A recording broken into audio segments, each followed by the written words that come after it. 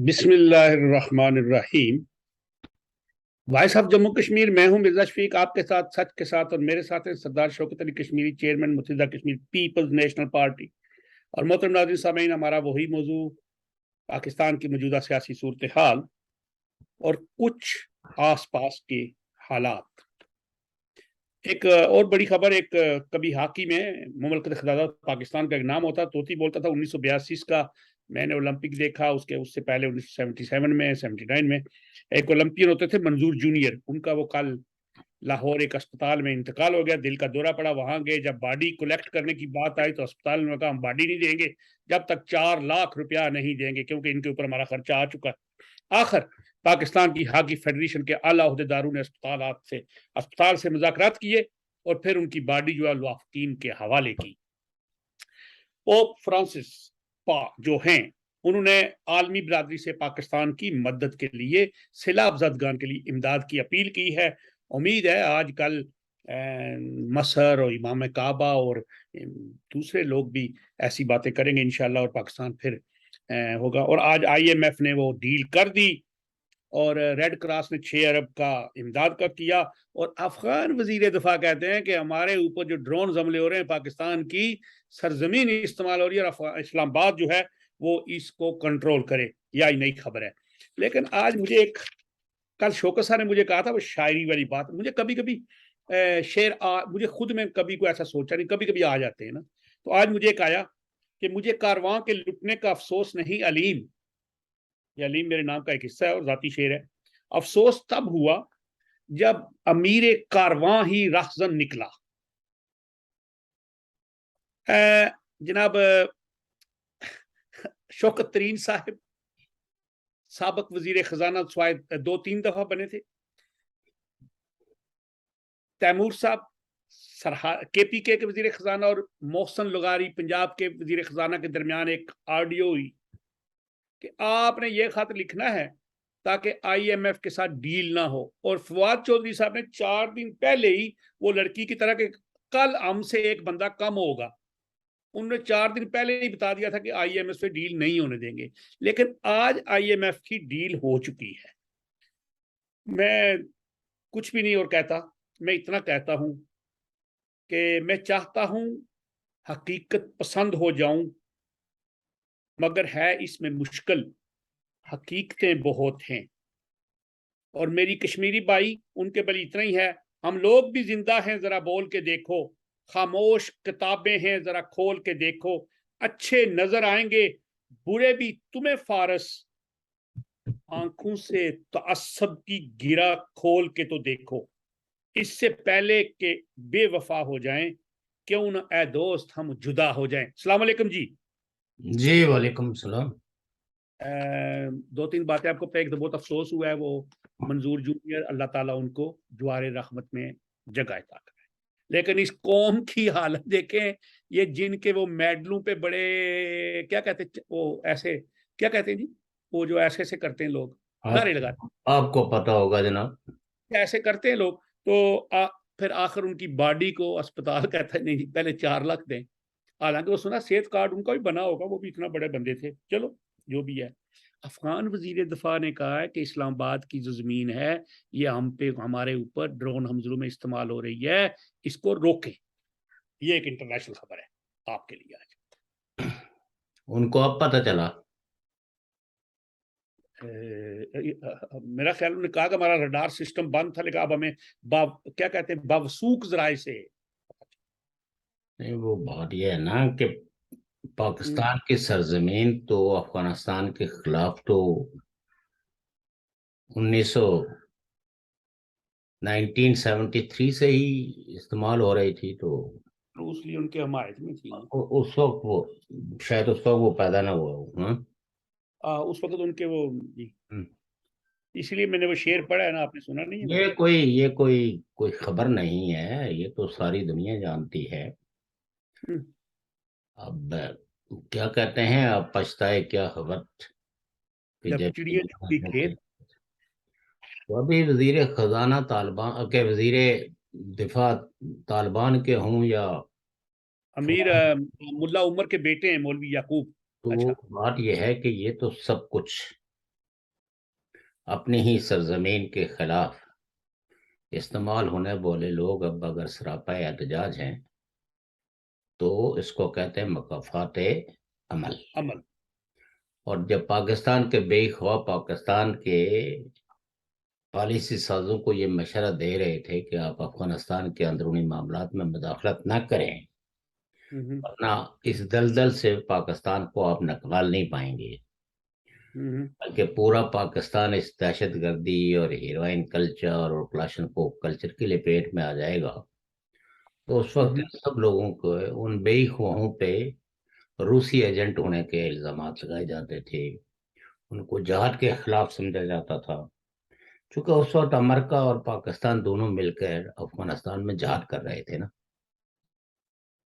تو ان کے مذہبی عقائد کا تقاضا تھا کہ اس جہاد کو وہ جاری رکھیں.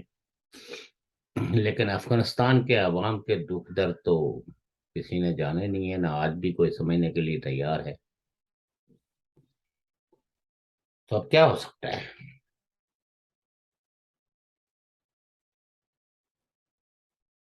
بات آپ نے بڑی پکی کہی ہے. ولی خان صاحب نے ایک جلسے میں کہا تھا کہ یہ جو آگ ہم اس طرف جلا رہے ہیں یہ ایک دن پشاور میں آ جائے گی.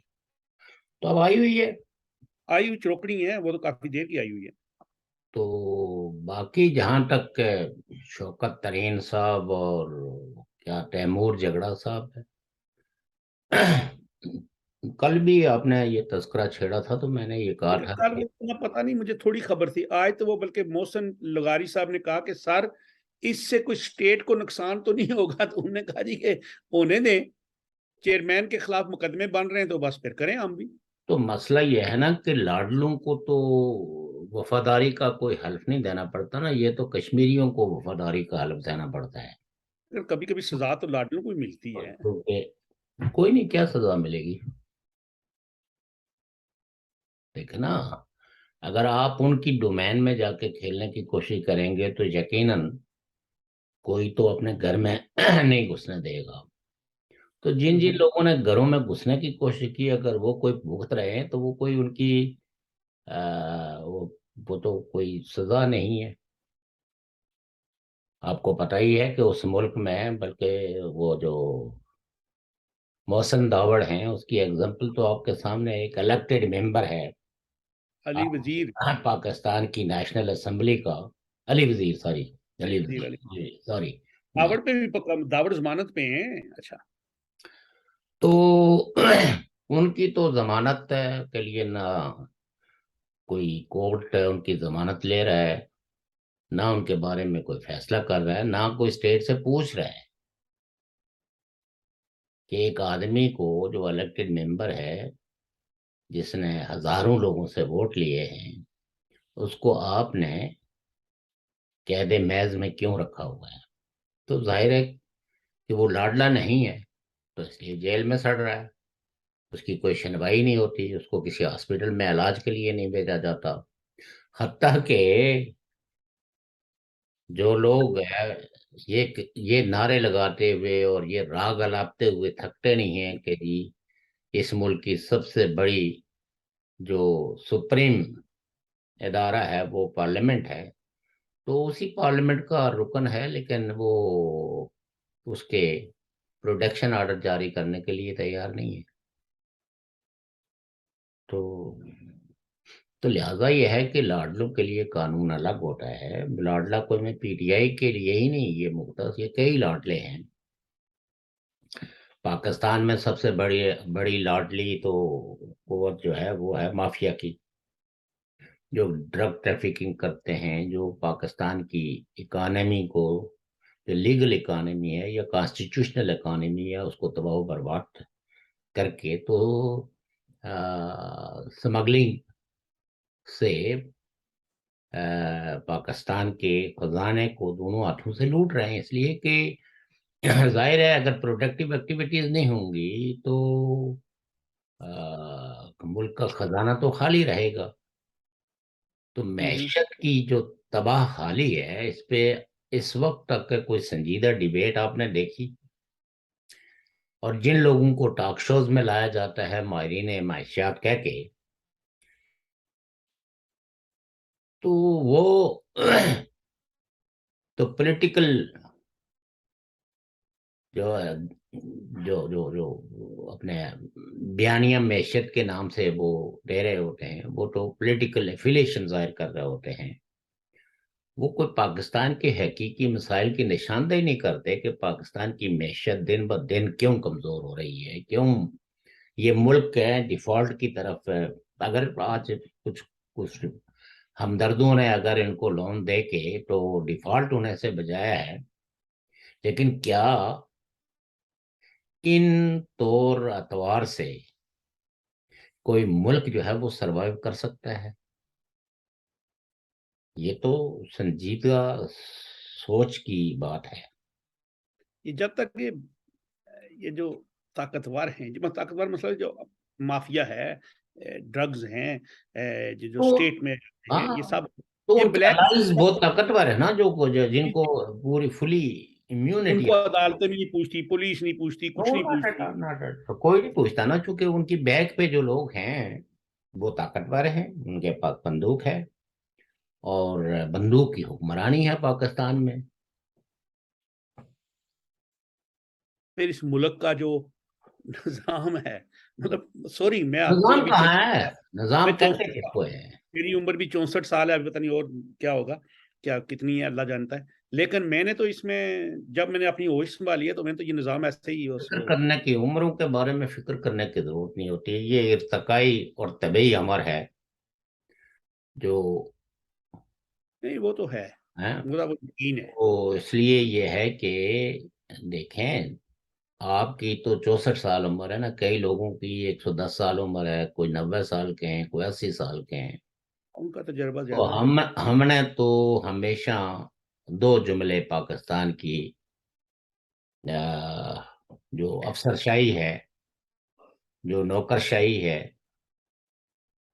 اور اس ملک کی جن کو مقتدرہ کہتے ہیں، طاقتور، ایک تو یہ ہے کہ اسلام خطرے میں ہے اور پاکستان نازک دور سے گزر رہا ہے. میں نے کل یہی عرض کی تھی. تو یہ نہ نازک دور ختم ہوا اور نہ اسلام کو تحفظ مل سکا. ایک اور عرض کروں. اب اسلام کے نام پہ انہوں نے ایک رضاکار فوج تیار کی ہوئی ہے، جو بھی عقل کی بات کرتا ہے، جینے کی بات کرتا ہے، مکالمے کی بات کرتا ہے، حقوق کی بات کرتا ہے، انسان کتنے بنیادی سیاسی سماجی معاشی حقوق کے تحفظ کی بات کرتا ہے، اس پہ یہ فتویٰ لگ دیتا ہے. کسی وقت بھی وہ اس پہ حملہ آور کوئی بھی ہو سکتا ہے. ایک عرض کروں چھوٹی سی. جی جی جی کہ جی. آپ نے کہا نا اسلام کے بارے میں، مجھے یاد آ گئی بات. اور یہی ہمارے علماء کہتے ہیں کہ یہ وہ دین ہے جس کی حفاظت اللہ کرتا ہے اور اللہ کے نزدیک پسندیدہ دین ہے. بالکل ٹھیک ہے. تو اگر یہ ہے تو پھر تو اس کو خطرہ کیسے ہو سکتا ہے؟ یہ تو توہین یہ ہے کہ ہم کہیں خطرہ ہے. یہ تو ان سے پوچھئے نا، مجھ سے تو مطلب یہ کہ میں آپ سے عرض کر رہا ہوں کہ میں آپ سے ایک میں تو ویکتیگت کہتا ہوں کہ عقیدہ کسی کا جو ہے وہ خطرے میں ہوتا ہی نہیں ہے، کیونکہ عقیدے میں مکالمہ نہیں ہے. عقیدے کو آپ نے وداؤٹ اینی کوسچن ایکسپٹ کرنا ہے. یہ ساری دنیا میں جتنے بھی عقائد ہیں، ان عقائد کو ماننے والے کسی بات سے بس وہ کنونس ہو گئے تو لیکن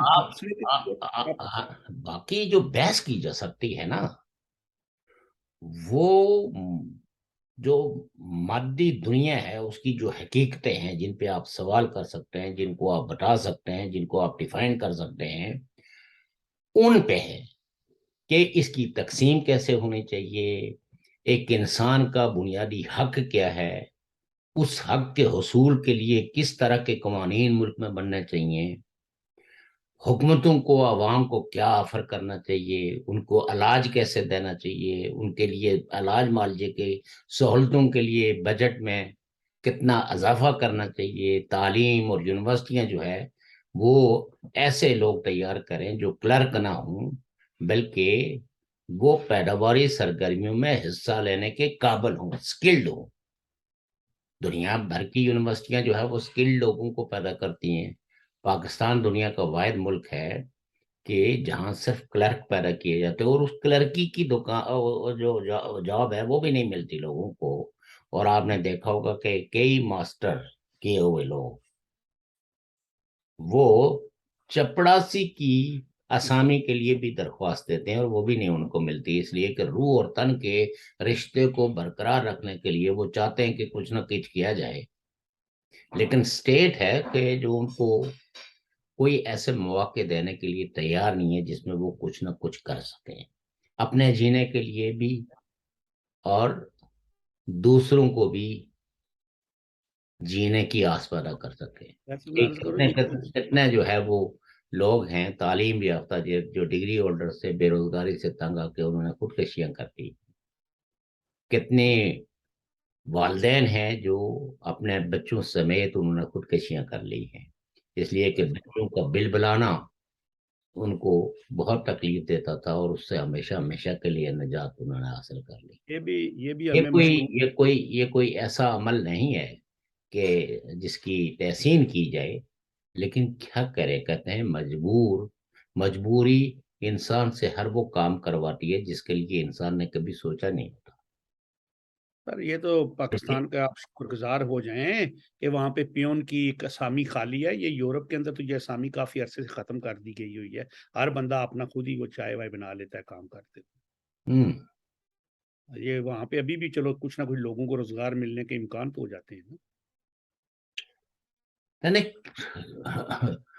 روزگار کے لیے تو لوگ ٹھیلا لگانے کے لیے بھی تیار ہے، لیکن پرابلم یہ ہے نا کہ اس کے لیے بھی آپ کو بھتہ دینا اور اس کے لیے کسی جگہ کی الاٹمنٹ کی ضرورت ہوتی ہے نا، ورنہ نہیں تو وہ پولیس جس وقت آتی ہے تو وہ سارے ٹھیلے جو ہے نا الٹ کے رکھ دیتی ہے، اس میں جو کچھ پکا ہوتا وہ بیچاروں کا روزی کا جو سامان ہوتا ہے وہ بھی خراب کر کے ہے۔ چلے جاتے لہذا یہ ہے کہ پاکستان ایک لا لیسنس کنٹری ہے، جس میں جس کو جو مرضی آئے وہ کہتا جاتا ہے، جواب دہی کہیں نہیں ہے۔ جواب دہی صرف ان لوگوں کو ہے جن کے ناموں کے آگے پاکستان کے سیکورٹی اداروں نے سرخ دائرہ کھینچا ہوا ہے۔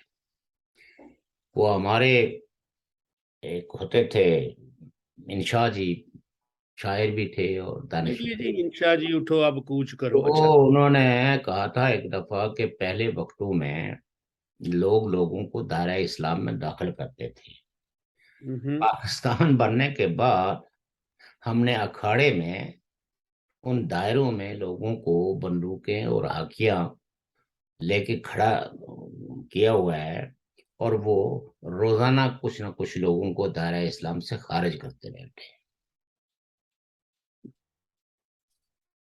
تو عالم یہ ہے، سیلاب ہے تو اس پہ بے شمار قسم کی توجیہات ہے، ملاؤں نے ایسی توجیہات گڑی ہوئی ہے کہ اگر آپ سوال اٹھائیں گے تو پھر آپ پہ کفر کا فتویٰ لگ جائے گا، بلاسفیمی ہو جائے گی۔ کوئی یہ نہیں کہنے کے لیے تیار کہ 75 سالوں سے اس ملک میں ڈیزاسٹر مینجمنٹ کا ایک مضبوط ادارہ کوئی قائم مضبوط کیوں نہیں ہو سکا جس سے کہ ڈیزاسٹر سے نمٹنے کے لیے یہ ریاست تیار ہو۔ لیکن کفر کے فتوے، غداریوں کے فتوے، حقوق کی بات کرنے والوں کے لیے قید تنہائی کے جو دروازے ہیں وہ سارے کھلے رکھے ہوئے ہیں۔ یہ نہیں کہ ان کے احترام میں کوئی ایوارڈ دے دیں کہ آپ نے انسانی حقوق کے لیے اتنی جنگ لڑی ہے، لیکن جو جمہوریت پہ شب خون مارتے ہیں وہ تغمہ جمہوریت لے کے اڑ جاتے ہیں، اور کوئی نہ ان دینے والوں سے پوچھتا ہے اور نہ لینے والوں سے پوچھتا ہے کہ آپ نے جمہوریت کی خدمت کیا کی ہے جس پہ آپ یہ تغمہ بھی اپنے سینے پہ سجائیں گے۔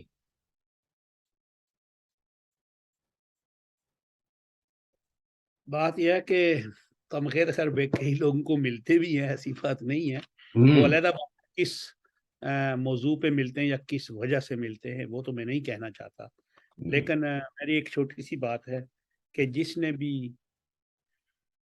اپنے دیش سے محبت کی بات کی اس کو ہمیشہ زندہ میں چنوایا جاتا ہے، اگر پھر بھی نہ وہ سمجھے تو پھر سرے دار چڑھا دیا جاتا ہے۔ دیکھیں بات یہ ہے نا کہ یہ دیش شیش کی باتیں جو ہے یہ ہمارے شعراء کرام نے اور کچھ لوگوں نے جو اسٹیٹ اسپانسر تھے انہوں نے یہ کی ہے۔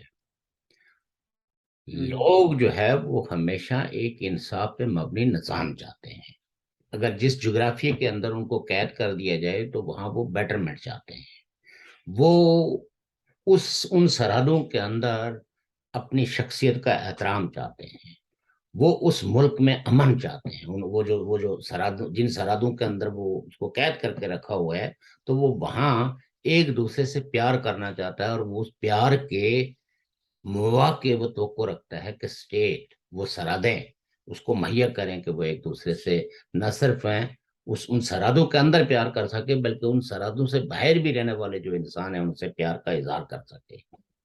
لیکن آپ کو قید کر کے رکھا ہوا ہے کہ آپ اس محبت کا اظہار جو ہے وہ انہی سے کر سکتے ہیں جن کی پاکستان کے مقتدر ادارے چاہتے ہیں، آپ اس سے پیار کا اظہار نہیں کر سکتے جن کو انہوں نے دشمن ڈکلیئر کیا ہے۔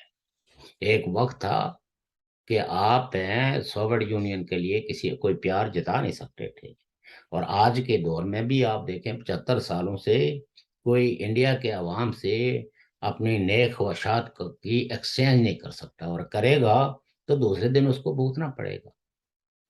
باقی یہ کہنا کسی لیڈر کا کہ جی آپ غیر قانونی کام جو ہے وہ اعلیٰ عہدوں پہ جو فائز لوگ ہیں ان کے نہ مانے، ان کے باتوں کا کوئی معنی نہیں ہے، یہ جسٹ زبان بندی کہ یعنی جب ریاستیں اتنے کمزور وکٹ پہ کھڑی ہوں تو ان کو ایسی باتیں جو ہے وہ لگتی ہیں کہ یہ ہمارے گھروں کے اندر بغاوت کروانے کی کوششیں ہو رہی ہیں، لہذا ایسے لوگوں کو عبرت بنایا جانا چاہیے۔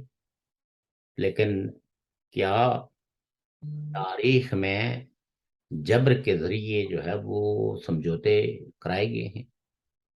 جبر کے ذریعے سمجھوتے نہیں ہوتے، لوگ دب ضرور جاتے ہیں، لوگ وقتی طور پر خاموش ہو جاتے ہیں، اور اسی کو کہتے ہیں اندر ہی اندر ایک لاوا پکنا، اور جب وہ لاوا پھٹتا ہے تو وہ پورے سماج کو، ان سرحدوں کے اندر بسنے والے سارے لوگوں کو اپنی لپیٹ میں لے جاتے ہیں۔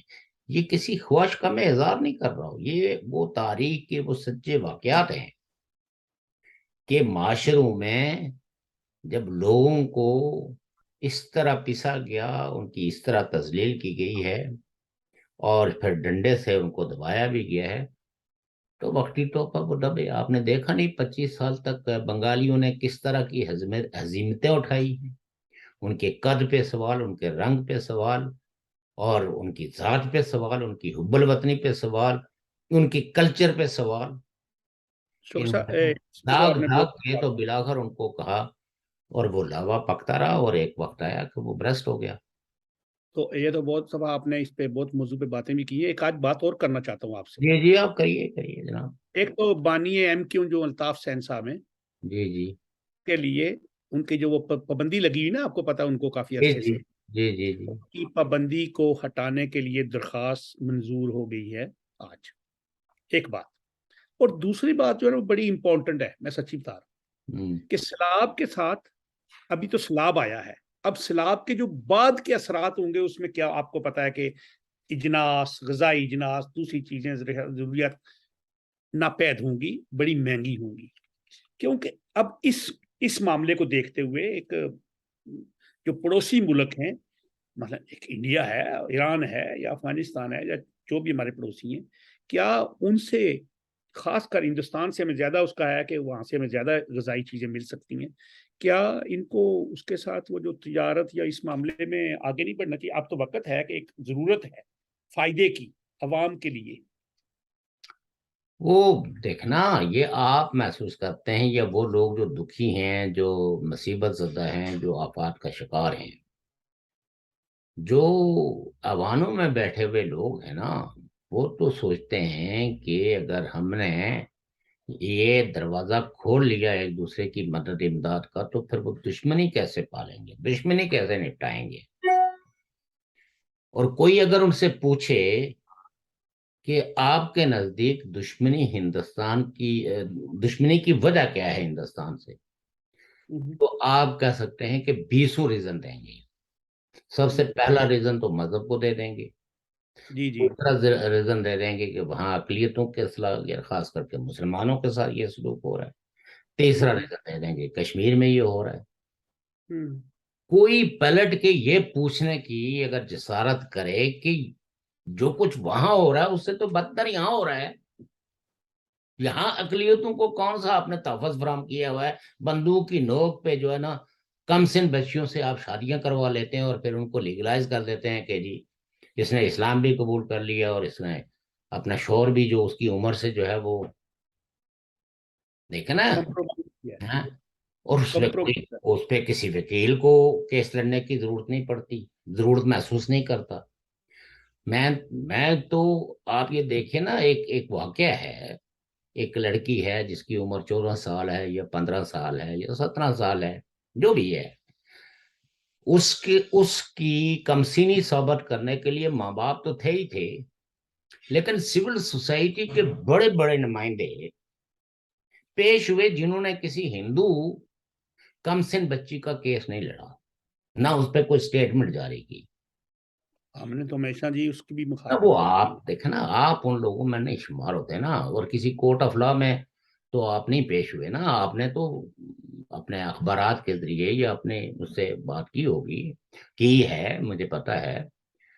और आप एक दर्द दिल रखने वाले इंसान हैं जो इर्रिस्पेक्टिव कि किसका क्या मजहब है, किसका क्या कलर है, उनकी ख्वाहिशात का एहतराम किया जाना चाहिए और कोई जोर जबरदस्ती नहीं होनी चाहिए। लेकिन सिंध के अंदर तो ये जोर जबरदस्ती, ये रिपोर्टेड केस है जो यूएन की रिपोर्ट में भी आए बहुत हैं। ज्यादा, बहुत ज्यादा जी। और सिंध के अंदर बसने वाले जो मुसलमान हैं वो भी इस पे सरापा एहतजाज है, लेकिन कोई उनकी सुनने के लिए तैयार नहीं है। बल्कि सिंध गवर्नमेंट ने तो वो 18 साल उम्र भी मुकर्रर कर लेकिन दी उस उसकी। पे मौलवियों ने उसमें वो सारी वो उम्र भी रिवर्स करवा दी उस पे, मतलब ये कहा कि आप कौन होते हैं, ये कौन होता है, फलां कौन होता है, ये कह के कि नहीं जी इस्लाम में तो कोई हद उम्र की मुकर्रर नहीं की है, लिहाजा आप कैसे, मतलब ये तो इस्लाम के खिलाफ हो जाएगा। तो वो आपको, आपने देखा कि वो कानून दरा का दरा रह गया। तो लिहाजा एक ऐसा माशरा, एक ऐसा मुल्क जो कोई रिफॉर्म्स चाहता ही नहीं है, असर हाजरा के तकादों से हमआहंग होने के लिए तैयार नहीं है, पूरी सोसाइटी ताकतवरों ने, किसी ने मजहब के नाम पे हाईजैक कर रही है, किसी ने सिक्योरिटी के नाम से, किसी ने हुब्बुल वतनी के नाम से, किसी ने पाकिस्तान नाजुक दौर से गुजर रहा है इसकी नजाकत को महसूस करने के लिए अपनी जुबानें बंद रखो। तो ऐसे में आप मुझे ये बताएं कि कैसे एक सोसाइटी प्रोग्रेस कर सकती है। वहां बेचैन रूहें नहीं होंगी तो उनको सुकून तो मौत ही दे सकती है, बाकी तो बेचैनी तो पूरे पाकिस्तान में फैली हुई है। अगर पाकिस्तान नाम है पाकिस्तान के अंदर बसने वाले लोगों का, तो उनमें से किसी से जाके पूछ लीजिए कि क्या, ये ना पूछें कि इस हुकूमत से खुश हो या उस हुकूमत से खुश हो, आप उनसे पूछें कि जिंदगी के जो, जिसने 20 साल गुजारे हैं, जिसकी उम्र 25 साल है, जिसकी 40 साल है, जिसकी 50 साल है, आप यहाँ के निज़ाम इंसाफ से मुतमईन हैं, आप यहाँ की तर्ज हुक्मरानी से मुतमईन हैं, यहाँ के उलमाए कराम के किरदार और उनके कौल और फेल से आप सहमत हैं, तो फिर आपको पता चलेगा कि उस मुल्क में, ये तो गड़बड़ कर देते हैं ना, वो पार्टी अच्छी थी या ये पार्टी अच्छी थी, हैं?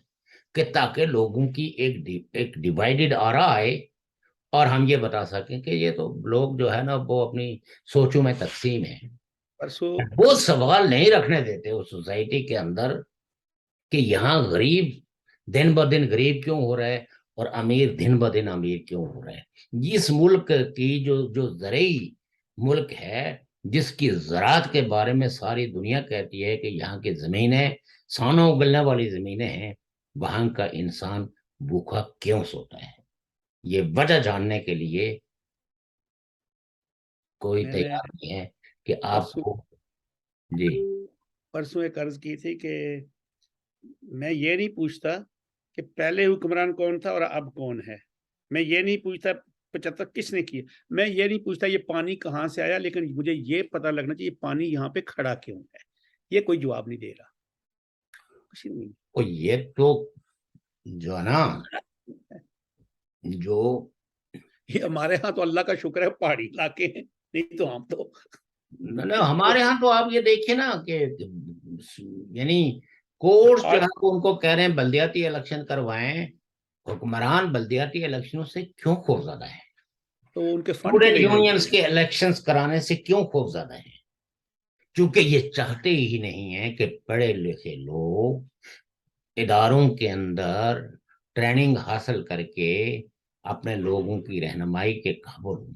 اسٹوڈنٹ یونینیں ہوتی تھی, ڈیبیٹ ہوتی تھی, تنظیمیں جو ہے وہ اپنی تنظیم کے منشور کے مطابق اپنی پریپریشنز کرتی تھی, اور وہ ایک دوسرے کے ساتھ جو بحث مباحثہ کرتے تھے تو اس میں برداشت کی صلاحیت پیدا ہوتی تھی, اور وہی لوگ جس میں مختلف اداروں میں جاتے تھے تو ان میں یہ وصف پیدا ہو چکا ہوتا تھا.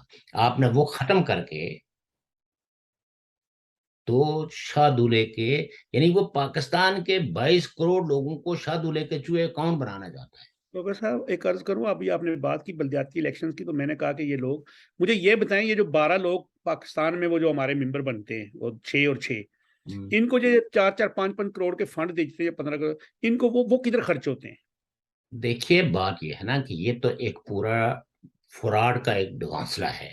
وہ اور اب آدمی مزید بڑھانا چاہتے ہیں. وہ آدمی جو 75 سالوں سے پاکستان کی صوبائی اسمبلی کا الیکشن لڑ سکتا ہے, پاکستان کی قومی اسمبلی کا الیکشن لڑ سکتا ہے, لڑتے بھی ہیں اور لڑتے بھی ہیں اور منتخب بھی ہوتے ہیں, 3 ہیں, اور ہاں, ان لوگوں کو ان بیچارے آزاد کشمیر والوں سے کے سروں پہ بھی مسلط کیا ہوا ہے. اور بعض ہمارے سو کارڈ ہیومن رائٹس ایکٹیوسٹ جو ہے وہ جب یہ حقائق بیان کیے جائیں تو وہ کہتے ہیں کہ ماجر دشمنی کر رہے ہیں. 76 سال سے ماجر ہے. وہ ایسے ہی جیسے مطلب یہ کہ جو ہے وہ پی ٹی آئی کا بڑا بیانیہ ہے نا کہ جو اوورسیز پاکستانی ہیں ان کو رائٹ آف ووٹ میں ملنا چاہیے, اور ان کو الیکشن میں پارٹیسپیشن کا بھی ملنا چاہیے, ان کی ڈیول نیشنلٹی ہو یا ٹرپل نیشنلٹی ہو. سوال یہ پیدا ہوتا ہے کہ جو شخص یہاں تاج برطانیہ کی یا اب جی سوئٹزرلینڈ کی بات کریں, یہاں پہ کر لیتے ہیں. تو یہاں سوئٹزرلینڈ کے اندر تو وہ آدمی وہاں رہنا پسند نہیں کرتا, وہاں کا لیجسلیٹر بن کے کیا کرے گا, وہاں لیکن کا وہ ممبر بن کے کیا کرے گا. اور یہ مطالبہ کتنا پاپولزم, کتنا کھوکھلا نعرہ ہے, اور اس پہ یہاں لوگ جو ہے وہ بحثیں کرتے ہیں کہ جی ہمیں ووٹ بھی ہونا چاہیے. بھائی ووٹ دینے کے لیے جو آپ کا گاؤں ہے اس میں تو اگر آپ نے واقعی وہاں نظام کی تبدیلی میں کوئی رول پلے کرنا ہے وہاں پہ جائیں. تو جائیے جا کے وہاں اپنے حلقے کے اندر کام کیجئے, اور ایسا ممبر لے آئیے جو جاگیردارانہ پس منظر کا حامل نہ ہو, جو ٹرائبل چیف ہونے کے دعوے دار نہ ہو.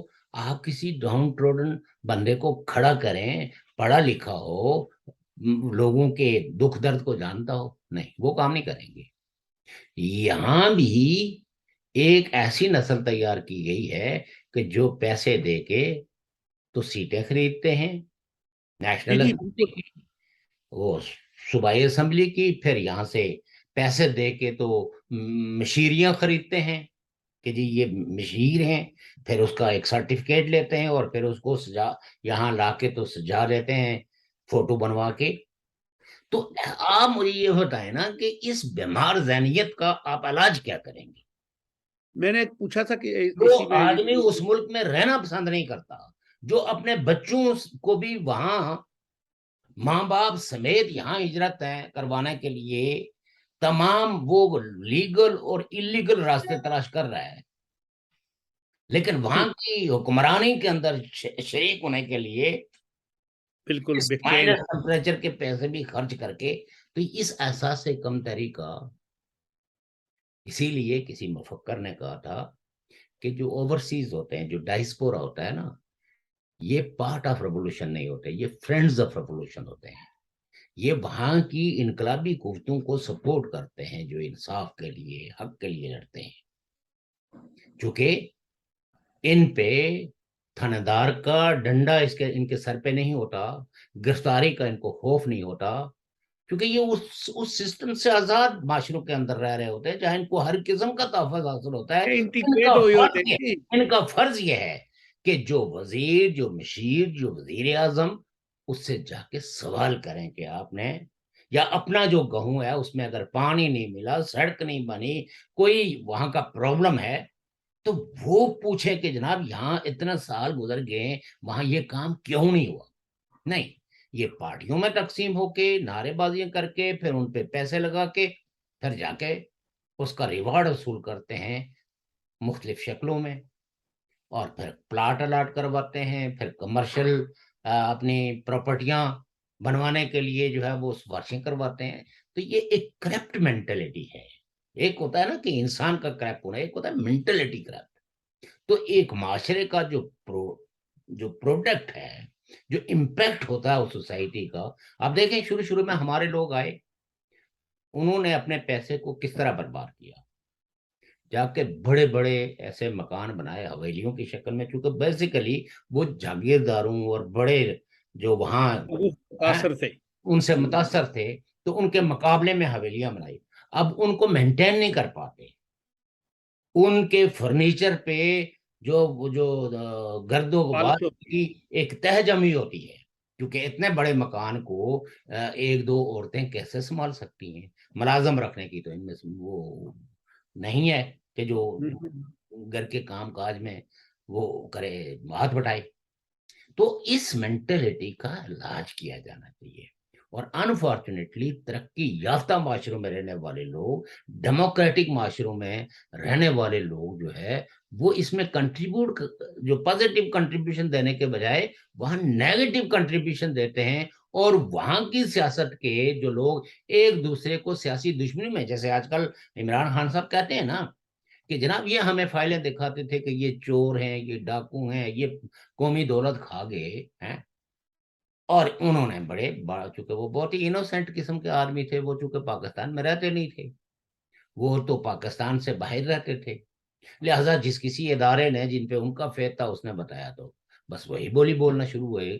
تو کہتے ہیں کہ جو بتا رہا ہوتا ہے تو اپنا بھی جو حواس خمسہ ہیں، جن کو 5 حواس اگر آپ کے کام کر رہے ہیں، تو کوئی کسی کے بارے میں اگر آپ کو بتا رہا ہے، کوئی انفارمیشن دے رہا ہے، تو اس کو اپنے ذریعوں سے بھی تو کنفرم کیا جانا چاہیے۔ پھر دیکھا جانا چاہیے کہ جو رشوت ہے، جو کرپشن ہے، اس کی جڑیں کسی ملک کے اندر کہاں تک پابست ہیں، اور اس میں سسٹم کیا ہے۔